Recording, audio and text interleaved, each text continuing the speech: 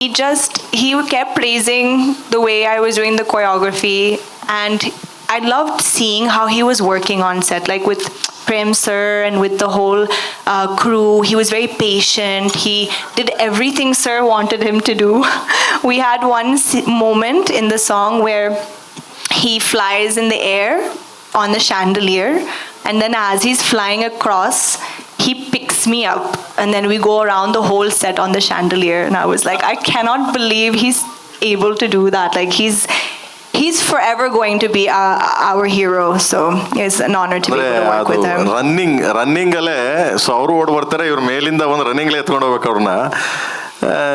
So ಆ ಥರದೊಂದು ಇದು ಇವ್ರು ಎದುರ್ತಾ ಇದ್ರು. ಅದು ನೋಡ್ಬಿಟ್ಟು ಅಯ್ಯೋ ಹೆಂಗಪ್ಪ ಇದು, ಅವ್ರಲ್ಲಿ ಬರ್ತಾ ನನಗೆ ರೋಪ್ ಇಲ್ಲ ಏನಿಲ್ಲ, ಹೆಂಗೆ ಎತ್ಕೊಂಡು ಹೋಗ್ತಾರೆ ಅವರು ಅಂತ.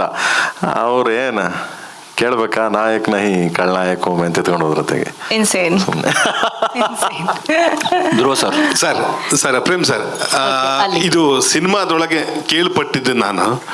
ಈ ಹಾಡನ್ನು ಐಶ್ವರ್ಯ ರಂಗರಾಜನ್ ಹಾಡೋಕ್ಕಿಂತ ಮುಂಚೆ ಶ್ರೇಯಾ ಘೋಷಾಲ್ ಅವ್ರ ಹತ್ರ ಹಾಡಿಸ್ಬೇಕು ಅಂತ ಹೇಳಿ ತುಂಬ ಕಾದಿದ್ರಿ, ನಿಮ್ಗೆ ತುಂಬ ಅದ್ರ ಬಗ್ಗೆ ನಿರೀಕ್ಷೆ ಇತ್ತು, ಅವರೇ ಹಾಡಬೇಕು ಅಂತ ಹೇಳಿ. ಅದು ನಿಜಾನಾ? ಅಲ್ಲ, ಆ ಟೈಮಲ್ಲಿ ನಾನು ಆಡಿಸ್ಬೇಕು ಅಂದ್ಬಿಟ್ಟು ಕಾಯ್ತಿದ್ದೆ. ಆ್ಯಕ್ಚುಲಿ ಇಸ್ ಟ್ರೂ, ನಾನು ಎಲ್ಲ ಸಿನಿಮಾಗೂ ಶ್ರೇಯ ಒಂದೊಂದು ಸಾಂಗ್ ಆಡ್ತಿದ್ದಾರೆ. ಬಟ್ ಅವಾಗ ಇರಲಿಲ್ಲ, ಅವ್ರು US ಅಲ್ಲಿದ್ದರು. ಆ ಟೈಮಲ್ಲಿ ಇದಾಯಿತು. ಮತ್ತು ಇವರು ಚೆನ್ನಾಗಿ ಆಡಿದ್ರು ಕೂಡ. ಆಮೇಲೆ ಅರ್ಜುನ್ ಹೇಳಿದ್ರು, ಬಿಟ್ಬಿಡಿ ಸರ್, ತುಂಬ ಚೆನ್ನಾಗಿ ಆಡಿದ್ದಾರೆ, ಅವ್ರ ಕೈಲಿ ಏನು ಆಡಿಸ್ತಾರೆ, ಇವರೇ ಬಿಟ್ಬಿಡಿ ಅಂತಂದರು. ಸೊ ಲೆಟ್ಸ್ ಬಿಟ್ವಿ, ಸೂಪರ್ ಆಗಿದೆ. ಈಗ ರಿಲೇಟೆಡ್ ಅವ್ರು ರಿಜೆಕ್ಟ್ ಮಾಡಿದ್ರು ಈ ಸಾಂಗ್ ನಾನು ಅನ್ನುವಂಥದ್ದು ಇದೆ ಸರ್. ಇಲ್ಲಪ್ಪ, ಹೆಂಗ್ರೆ ನನ್ನ ಸಾಂಗ್ ಎಲ್ಲ ಆಡೋರೆ, ಅದಕ್ಕೆ ಯಾಕೆ ಮಾಡ್ಬಿಡ್ತಾರೆ? ಏನಕ್ಕೆ? ಕಾರಣ ಏನಕ್ಕೆ? ಅದೇ ನಾವು ಕೇಳ್ತಾ ಇರೋದು. ಅದು ನನಗೂ ಗೊತ್ತಿಲ್ಲ ಕಾರಣ ಏನಪ್ಪ ಅಂತ, ನನಗೂ ಗೊತ್ತಿಲ್ಲ ಏನಕ್ಕೆ. ಇಲ್ಲ ಆಡ್ತಾರೆ, ಎಲ್ಲ ಸಾಂಗು ಆಡ್ತಾರೆ ಮಗನೇ. ಯಾಕೆ ಪಾಪ ಆಡಲ್ಲ? ಎಲ್ಲ ಸಾಂಗು ಆಡ್ಯಾರೆ. ಅದೆಲ್ಲ ತಪ್ಪು, ಅವ್ರ ಬಗ್ಗೆ ಸುಮ್ಮನೆ ಮಾತಾಡಬಾರ್ದು ನಾವು. ನಾನ್ಸೆನ್ಸ್ ಅದು. ಧ್ರುವ ಸರ್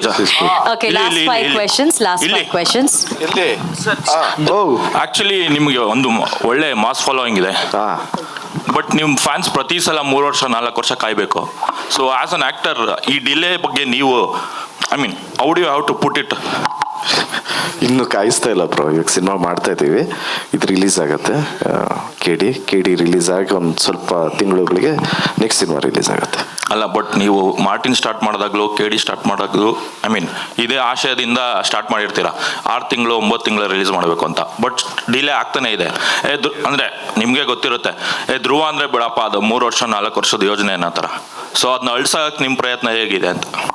ಟೆನ್ಷನ್ ಆಗ್ಬಿಡಿ ಬ್ರೋ, ಥಿಯೇಟರ್ ಮುಂದೆ ಫಂಕ್ಷನ್ ಮಾಡೋಣ ಬನ್ನಿ.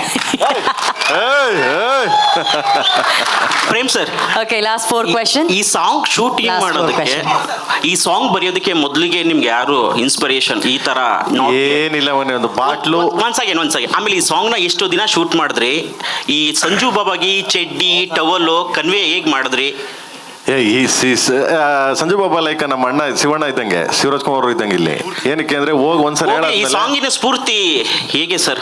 ಒಂದು ಬಾಟ್ಲು ಸ್ಫೂರ್ತಿ, ಒಂದು ಬಾಟ್ಲು. ಏನ್ ಬಾಟ್ಲು? ಎಣ್ಣೆ ಬಾಟ್ಲು ಉಪ್ಪಿನಕಾಯಿ. ನೀವು ಏನೇನೋ ಅರ್ಥ ಮಾಡ್ಕೊಂಡು ನನ್ಗೆ ಇದ್ ಮಾಡ್ಬಿಟ್ರಪ್ಪ. ಅಯ್ಯೋ ನೀವು ತಿರ್ಗಿ ಆಮೇಲೆ ನನ್ನ ಮೇಲೆ ಎಂತ ಸಾಂಗ್ಗಳು. ಅರ್ಜುನ್ ಸರ್ ಅಲ್ಲಲ್ಲ, ಅವ್ರ ಮಗ ನಾವೇನಂತ ಬರ್ತೀವಿ ಸಾಂಗ್ ಇದನ್ನ? ಎಣ್ಣೆ ಬಾಟ್ಲು ಉಪ್ಪಿನಕಾಯಿ. ಎಣ್ಣೆ ಬಾಟ್ಲು ಉಪ್ಪಿನಕಾಯಿ. ಮಗ ನೀನ್ ಸಾಂಗ್ ಫಸ್ಟ್ ಚರಣ ಕೇಳಿದ ತಕ್ಷಣ ಬಾಟ್ಲು, ನೆಕ್ಸ್ಟ್ ಚರಣ ಕೇಳು ಉಪ್ಪಿನಕಾಯಿ. ಮನ್ಸನಿಗೆ ಯಾರೇ ಆಗ್ಲಿ ಏನೇ ಆಗ್ಲಿ. ಹೆಚ್ಚಿನ ವಿಡಿಯೋಗಳಿಗೆ ಪ್ರತಿಧ್ವನಿ ಯೂಟ್ಯೂಬ್ ಚಾನೆಲ್ ಸಬ್ಸ್ಕ್ರೈಬ್ ಮಾಡಿ, ಬೆಲ್ ಐಕಾನ್ ಕ್ಲಿಕ್ ಮಾಡಿ.